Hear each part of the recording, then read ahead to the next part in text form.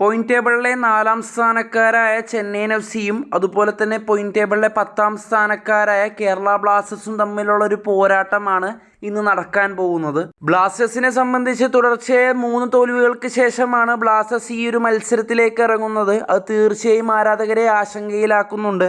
ഈ ഒരു മത്സരത്തിന് മുന്നോടിയായി കോച്ച് മിക്കായൽ സ്റ്റാറയുടെ വാക്കുകൾ ഇങ്ങനെയാണ്: എന്തായാലും നമ്മുടെ ഇഞ്ചുറി സിറ്റുവേഷൻസ് നോക്കുമ്പോൾ മുമ്പുള്ളതിനേക്കാൾ കുറച്ചും കൂടി ബെറ്ററാണ്. ഈ ഒരു മത്സരത്തിൽ തീർച്ചയായും നല്ലൊരു ടീമിനെ തന്നെ ഒരുക്കുമെന്ന് കോച്ച് പറയുന്നുണ്ട്. സത്യത്തിൽ മത്സരം തോൽക്കുക അല്ലെങ്കിൽ 3 മത്സരങ്ങൾ തുടർച്ചയായി തോൽക്കുക എന്നത് കഠിനമായിട്ടുള്ളൊരു കാര്യം തന്നെയാണ്. പക്ഷേ ഈ ഒരു നിമിഷത്തിൽ ഞങ്ങൾ മുന്നിലുള്ള മാച്ചിനെ മാത്രമാണ് ഫോക്കസ് ചെയ്യുന്നത്. മറുഭാഗത്ത് അഡ്രിയാലോണയുടെ വാക്കുകൾ ഇങ്ങനെയാണ്: കഴിഞ്ഞ 3 മത്സരങ്ങൾ നമ്മൾ തോറ്റു. തീർച്ചയായും അതിൽ നിന്നുള്ള മിസ്റ്റേക്കുകൾ നമ്മൾ കണ്ടെത്തിയിട്ടുണ്ട്. എന്തായാലും ചെന്നൈക്കെതിരെയുള്ളത് ക്രൂഷ്യലായിട്ടുള്ളൊരു മാച്ച് തന്നെയാണ്. നമുക്ക് തീർച്ചയായും ഈ ഒരു മത്സരത്തിൽ ക്ലീൻ ഷീറ്റ് വേണം. കാരണം അത് വളരെ ഇമ്പോർട്ടൻ്റ് ആയിട്ടുള്ളൊരു കാര്യം തന്നെയാണ്.